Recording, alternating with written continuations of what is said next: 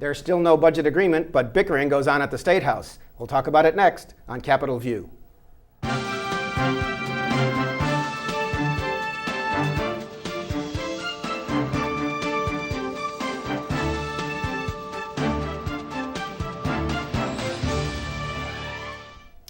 Welcome to Capitol View, the program where we talk about state issues, sometimes federal issues, and how they just might affect your life. I'm Bernie Schoenburg from the State Journal-Register. Yes, bickering is going on at the State House, and boy, have we heard some of that. And we will talk about that with, got a great crew today. Charlie Wheeler is here, Director of the Public Affairs Reporting Program at University of Illinois, Springfield, longtime Chicago Sun-Times State House correspondent. Charlie, welcome. Thank you, Bernie. It's always good to be here. And Jamey Dunn, who very often is in this chair in this show, so thanks for joining us as part of the table today, editor of Illinois Issues magazine. I'm excited to be here as a guest. Sounds good. Well, we had the House come in this week for a day to talk about workers' compensation, but that was after the governor's people put out a series of what they said was $400 million in cuts that are necessary because the Democrats passed a budget with what they call a $4 billion budget hole. It's somewhere between 3 and 4. Even the Democrats admitted that. And they said they want to negotiate for new revenue with the governor, but the governor wants certain things. Charlie, where is this going, and should citizens of Illinois be worried? To me, the most concerning thing about this impasse is the level of rhetoric and the kind of nastiness in the public comments put out by the hired flacks for the different participants. It's like the Rauner administration has one snotty press release after another. The Democrats' operation responds in kind. And the fact that we're, 3.5 weeks away from the beginning, or 4 weeks closer to the beginning of the new fiscal year, isn't necessarily alarming based on my experience, as you said, as a longtime reporter, because back in my time, at this point in the process, there was always kind of bickering going back and forth and disagreements, but it was on a much more civil level. And in the back of everyone's mind, there was the acceptance that, okay, ultimately, we're going to negotiate an agreement. You're going to get some of what you want. Excuse me. I'm going to get some of what I want, but we're not going to force the state into some kind of meltdown. And to me, the difference this time around is I don't have that confidence in that either of the principal parties, Rauner as the controller of most of the executive branch, House Speaker Michael Madigan, Senate President John Cullerton as the head of the legislative branch, I don't get the sense that they're yet willing to actually sit down and do the hard negotiations that are going to be necessary to put out a budget. And instead you get this kind of anti-rhetoric where the other guy is a bad guy, I'm standing up for the middle class and you're a bum, that kind of stuff. Jamey, you've been around for several years now. How bad is it? Is there a resolution on, or are you as pessimistic as Charlie? Yeah, the tough thing, and I was thinking about this today, is that once folks do seriously come to the table, which it seems like that hasn't happened much so far, they still have to figure out potentially a tax increase or deep cuts, and those things are very difficult to hash out, and they take time. So we're reaching the point where if those conversations aren't beginning to happen in earnest, it is kind of alarming of how these things are going to be worked out. Let's say they, figure out something on workers' comp and property taxes. Well, then all they have to do is fix a budget with, billions of dollars of deficit in it. That's something that can be wrapped up in a day, right? So it is concerning. Oh, it's very difficult. There was a meeting. Well, I would say, though, if the political will is there, you can get it done. There have been proposals put out there on the table that would address, like, the revenue shortfall. Just restoring our income tax rates to where they were a year ago would generate a ton of money and do a lot to help paper over that hole, so to speak. Another thing that's been bandied about and supported by various groups, including some who are what you would call left-leaning and people like the Civic Federation, is imposing a tax on services. Some of the consumer services that Illinois does not tax under its sales tax, whereas all of our neighbors do. So trying to figure out how do we raise the money isn't that difficult in terms of, man, I have no idea how we could do this. It's more about how do we get 36 senators and 71 House members to vote for it. Right, because after the May 31st deadline passed, it takes the extraordinary majority. And the to pass other Right. piece things. of that is that it seems like folks are operating maybe under the assumption that once the governor gets some of these things that he would like, that he's just going to go very quietly and easily on the revenue piece. He has said, that he would consider several options, but he may, want to have more negotiation. He may not be on board as quickly as folks might hope that he would be once some of these other things are worked out. Right. Now, the governor, even as we led up to the end of the session, May 31st, said he wanted particularly a couple of things, reform on, I think it was workers' compensation and a property tax freeze. Was that one of them? I think so. Although he mixed his legislation with the property tax freeze, also would take away would allow local governments not to pay prevailing wage on, which is often the union wage, on projects that they have. He said that would save local units of government money. That's also opposed by unions who have elected the Democrats, who have an overwhelming majority in the legislature. So, and now, after the deadline passed, he wants everything, including constitutional amendment for term limits, a new way, also a constitutional amendment or a change in the way to draw new maps every 10 years. And he is at least negotiating, saying these are things we must have before I'll look at any new revenue, and that's the reform we need. So I know maybe both sides are asking for something the other side won't do, because he says I won't do any revenue without reform, but many of the reforms he wants are things that many Democrats in the legislature have been elected because they oppose for years. So where do we go from there? How do you reach a compromise? I mean, I think it's tough once he's already shown what he sees as his top priorities to say everything is back on the table, because people know what you're willing to give on now. And it did seem at the end of session that there was maybe a tiny, tiny little light of hope for about a few hours one day that there could be something worked out on workers' comp and property taxes. So, I would say, watching it, that those would be the things that we'll still see be the major issues looked at. But who knows? It's difficult to tell right now. I should say that when the Rauner administration put out their list early in the week, saying, well, here's $400 million in cuts that we're going to need if we don't get a budget by July 1st. And in addition to like raising copays for child care for people of little means, and changing eligibility for people who are seniors and living in their home, and getting people to come and help them, so that it would cut out many thousands of people, according to stories already in the papers about this, but also shutting down state museums, including the Illinois State Museum in Springfield. This is not the Lincoln one, but this is the other one with all the cool natural stuff and many things, or at least closing them to the public. And there's 5 total in the state. And he talked about closing at least one youth work camp for Department of Corrections in Southern Illinois, which may be a wedge to get a legislator down there to try to come on his side. Do we think we'll see any of those cuts come into play? Obviously it's serious stuff, and that's just the beginning, because if the budget hole is $3 to $4 billion, this is $400 million, and people are already yelling about these You're things. going to need roughly 10 times as much. Right. I think that's right. That's My pretty math. good. I look at it as more of a bargaining tool, because if you think about the things that he said he's going to cut, they're designed to inflict problems or pain on Democratic lawmakers. As you pointed out, he's talking about closing the youth center in a district represented by a Democratic senator, a Democratic House member.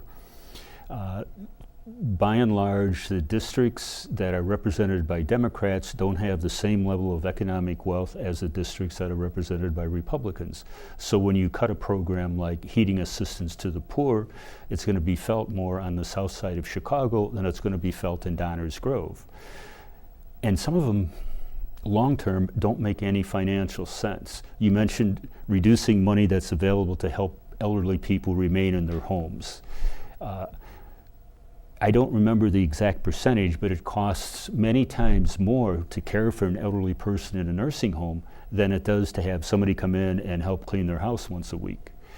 By the same token, he's cut off the whole incentive program to bring movie production to Illinois. He's freezing all those grants, and it's been reported there were a couple of films that were looking at Chicago and Illinois as a possibility to be produced here. And the Hollywood folks are kind of backing away. If they don't get this credit, it's not to their advantage to come and do it here. So there's what I think is short-sightedness in some of the things that he suggested, and I attribute it to the fact that they're trying to punish individual Democratic legislators. But will it work? Well, Will that yield any kind of compromise or get any of the turnaround agenda stuff done, which used to include right-to-work zones, but apparently no longer does? Well, some of the moves that he made, there's some question over the legality as to whether they can be done quickly.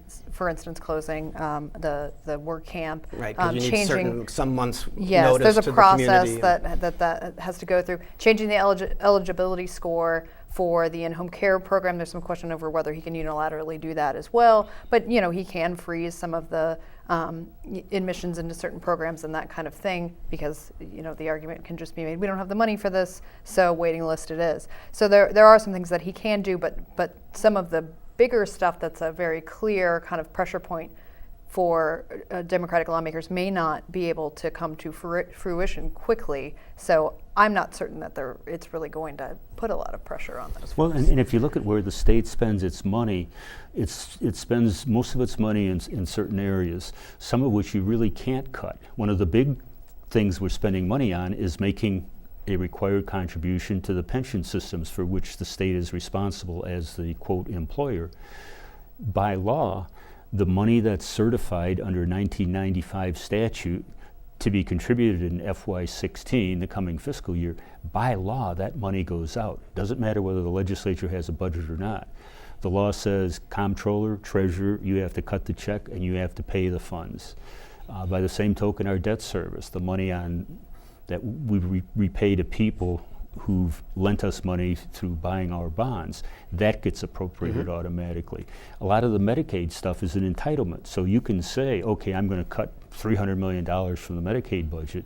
That's fine, but unless you go in and say, okay, now you're going to have to be much poorer than before to qualify for the service, or now we're no longer going to offer dental care for adults.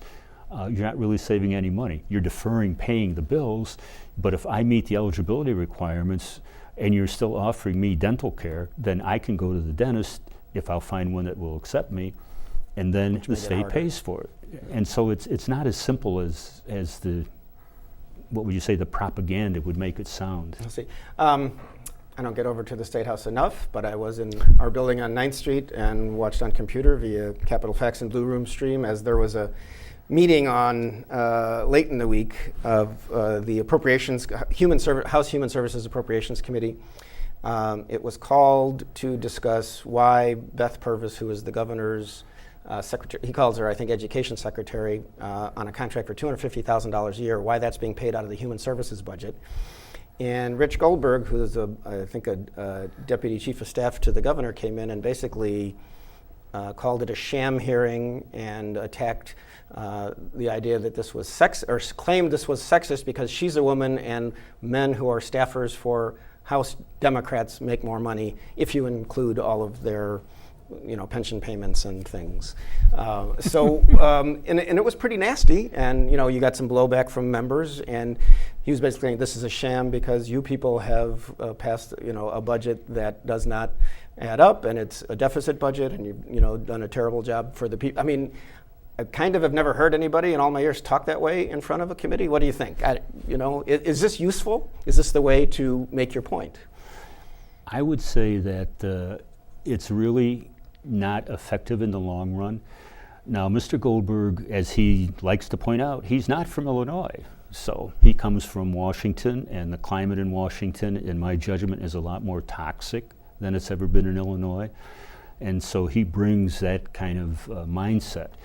And I don't think it's very effective. I think there are legitimate questions raised. Nobody was saying you shouldn't pay this, what the Rauner administration describes as a superstar, that you shouldn't pay her $250,000. They're saying, how come you put her on the payroll of an agency where you say you have to cut money for autistic children, for developmentally disabled, because you don't have enough funds to go around? Why don't you put her on your own office payroll? And they point out, rightly so, this has been going on for years. Back in my day, that was the case too. But back then, the governors would not put people in agencies and this reflects, I guess, my biases, agencies that were really critical to people's health. You wouldn't put some staff guy on DCFS, Department of Children and Family Services, as a child case investigator. You'd put him at IDOT, or you'd put him at the Department of Commerce and Community Affairs, now Commerce and Economic Opportunity, the Economic Development Agency, where, yeah, you lard these people on the payroll because the governor doesn't want his office payroll to look that big. They answer to the governor, but you put them in places where they really don't hurt what, as I say, my bias, essential services of the state. To just give the side of the administration and Mr. Goldberg, they said that early childhood education and other programs within Department of Human Services are part of education. So while she's working on education, Human Services is part of that. And this has been done a lot in the past, which of course the Democrats said, well, if you say you want to come change things, whatever. Well, and the distinction I would make is I don't recall people being put on critical agencies. I mean, Pat Quinn was a ghost payroller for Dan Walker back in the day, but he was not working for the Department of Public Health, I don't believe. I think he was either at IDOT or at the forerunner of Commerce and Economic Opportunity. As I say, the understanding was you put these people where they won't really cause harm to the citizens of Illinois. Yeah. Jamey, I think you watched some of this too? I did. I kind of have to give them points for being very creative in kind of bringing their defense on this. I mean, ultimately, I don't think it's something that the average person out there really cares about. And they may be regretting this decision just from a PR perspective, because when they made a lot of these hires, the salaries were out there. There were news stories done on all the folks Rauner was bringing in and how much he's paying them. And so if they would have been paid out of his office, people already knew what they were making. I don't know that it would have really hurt him to kick up his office budget a little bit more. Who cares if the governor's office budget is slightly higher than it was last year? But watching it when they brought up the sexism angle, I was a bit surprised and found it a little frustrating, because I do think that committee, if the governor's education secretary had been a man, would have been holding the exact same hearing that they held today, this week. And of course it's political, and of course it's kind of a spectacle, but I don't think the gender had anything to do with it. Okay, well, we'll move on from there, but it was rather unique.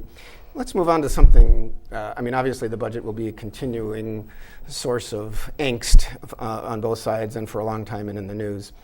There was something, and I'm not sure if the governor has said if he'll sign it or not, but there was something called police reform.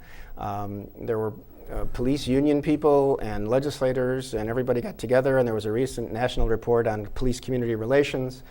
And they all came together and said, here's what we should do. This is how body cameras should work if your department wants to use them. This is what you should do to advance police community relations. This is how there should be better communication, so if an officer is dismissed for a bad incident in one department, other departments will know. And they passed a package, apparently the first in the country. So what does that say about, this? We keep looking at the legislature like they can't get anything done, but obviously that was something. Well, I would say to me it's like a return to the past, if you will, because that was typical with contentious issues during the years I was a reporter, and I hate to keep pointing out how old I am, but on all kinds of controversial issues, both sides would sit down and they'd try and find common ground, and they would do it in a respectful atmosphere. They wouldn't be pointing fingers and using all this overblown rhetoric, and they'd come up with a product that nobody was 100% happy with, but everybody could live with. Mm-hmm.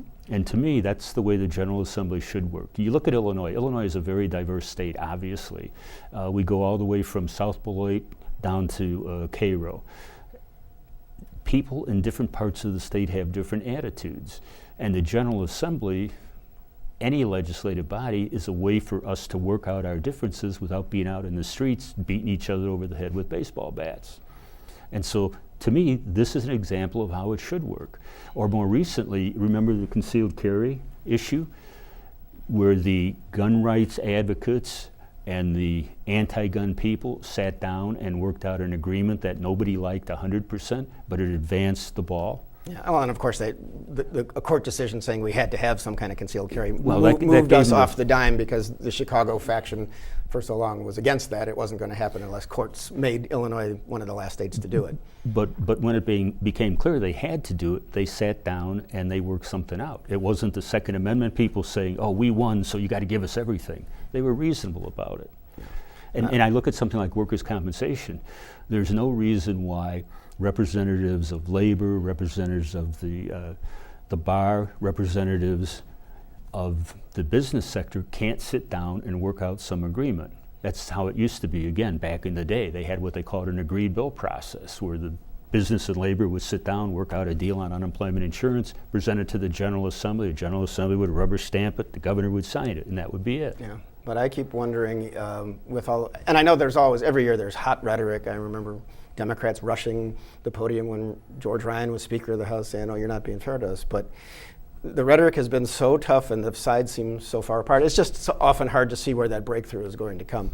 However, there are, Bobcats passed, which is a Bobcat, and I don't know if the governor will sign that. He's a gun guy, but he, in certain counties for a certain season, it's possible we'll allow Bobcat hunting, and everybody seemed to agree with that.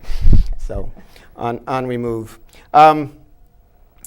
I don't think it's been discussed on this show, but in recent days, there's been a bit of a shock to the system of Illinois with former U.S. House Speaker Denny Hastert, who's been charged with violating bank laws and lying to the FBI, saying that he was withdrawing a lot of money. And it turns out the indicting papers said that he had agreed to pay someone to cover up a past wrong, $3.5 million, and he had already paid like $1.7 or $1.9 million to this person. And I remember, Denny Hastert was in the Illinois House. He was a wrestling coach up in Yorkville, very well respected, kind of the accidental speaker because other people had problems in Washington. He actually became the Speaker of the U.S. House, and he was an elder statesman of Illinois politics. All of a sudden, should that reflect badly on the whole system in Illinois, or is this just an unfortunate individual situation? I would say it's an unfortunate individual situation. I was as surprised as anybody else when this came out. My recollection of Denny Hastert was, here's a guy who came in, he was a history teacher, a wrestling coach. He and a fellow named Jim Keene on the Democratic side, Hastert being a Republican in the Illinois House, tackled the very contentious issue of utility deregulation. And they weren't the leaders, they weren't the speaker, the minority leader, but they were two average members, if you will, who sat down, became experts, negotiated a deal, and in my mind, that's the way the General Assembly should work. And so I had a lot of respect for what Hastert and Keene did on that issue. Yeah. Have you ever met Denny I have Hastert? not. No, that was definitely before my time, and I agree with Charlie. I don't think we can see it as a reflection of Illinois specifically. It is always dismaying when this kind of news comes out. Of course, he is still going through the process. Of course, presumed innocent. Sure. and all of that. It's difficult because it often feels like we're coming to judgment on people before that whole process is complete. But it is dismaying, and it's difficult for the public to keep kind of getting hit by bad news and negative news about high-profile politicians in Illinois and not to feel a little beleaguered by that. Yeah, it is indeed. And Aaron Schock, the former congressman from the as well, yeah. 18th Congressional District, who recently stepped down over questions of his spending from campaign and congressional accounts. There was a grand jury meeting in Springfield this week. Someone who worked for him, who apparently handled some of his expenses, was testifying. We still don't know where that's going. But that's been odd and interesting. There are 5 people running for that seat. Mike Flynn, who's been in Washington but of Quincy, Darren LaHood, who started advertising and has most of the institutional Republicans for him, Ray LaHood's son, Donald Reentz, who's a farmer, Rob Mellon, on the Democratic side, a teacher in Quincy, and Adam Lopez, a school board member and insurance salesman and financial stuff in Springfield, are running on the Democratic side. And that's coming up July 7th. So we're already seeing in some parts of this 19 counties in the district, we're seeing ads again. Don't we ever have a break? So we will see.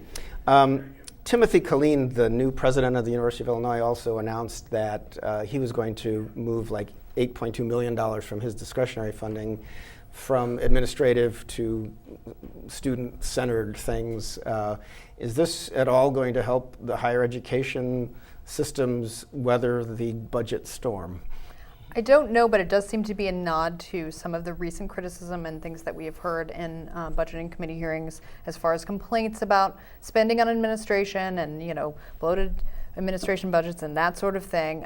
So it does seem to be that he is hearing some of that. Now, how it will play with the General Assembly, I don't know yet. It's probably too early to be certain, but we have seen financial aid be cut back, as the budget has been on the rocks, and so it's definitely a kind of a goodwill move, I think, that Right. students and parents will be happy about. Yeah, and the governor's proposed budget for the next fiscal year was like a 31.5% cut to Yeah. to higher ed, which And I think the Democrats is what? It's like 6%, right? It's 6.5, I believe, Yeah. somewhere I around believe 6. that's the number. And Charlie, I think you have some information on the how the state is doing. Is it unemployment or some? Oh, new no, information? I just, every month, Fred Geertz from the University of Illinois, he's a professor there, and he's with the Institute of Government Public, excuse me, with the Institute of Government and Public Affairs, puts out what he calls the Flash Index, which is a measurement of how the Illinois economy is going.